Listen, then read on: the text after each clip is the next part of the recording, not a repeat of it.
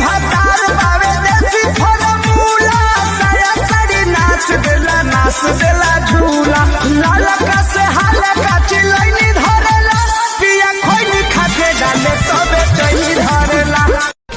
हम तुम्हारे बिना मर जाएंगे। मैंने सर मरबू सर खेसरिया के रांची भेज के दम लेबे। ऐसे क्यों बोलते हो?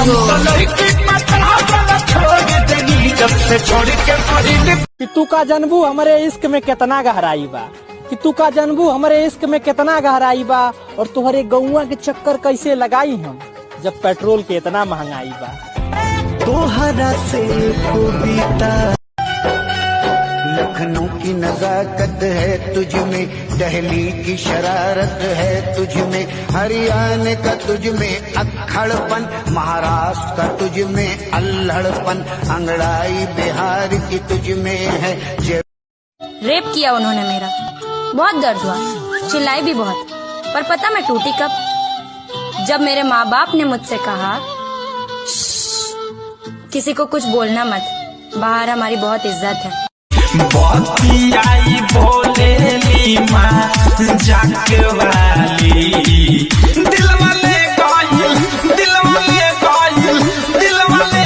पियर की फराक वाली, दिल वाले लेके पिचकारी जिला जारेला सखी, भतर मोर टेम्पू के ड्राइवर हो झटका मरेला सखी।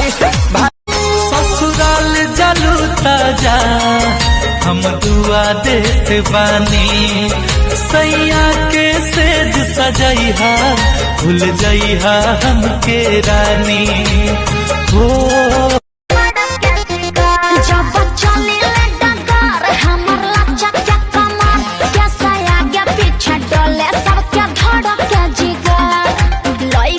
जवान सभे गाल धरेला बाबन। तेल कम पियाई राजा बढ़ल महंगाई, तेल कम पियाई राजा बढ़ल महंगाई, थ्रेसर के प्रेशर तनी औरे बढ़ाए। यार एक बात पूछूं? पूछ। ऐसी कौन सी चीज है जो लड़के आसानी से दे देते हैं लेकिन लड़कियां आसानी से नहीं देती है? छी कितना गंदा है ये। अबे मोबाइल नंबर।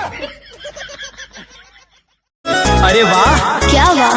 ओहो हनु हम जानो तनी जवन चाहतारू, अभी पहिले उठानी में डाहतारू, देह पहले से ज्यादा तू हर मोटा लहग। गिर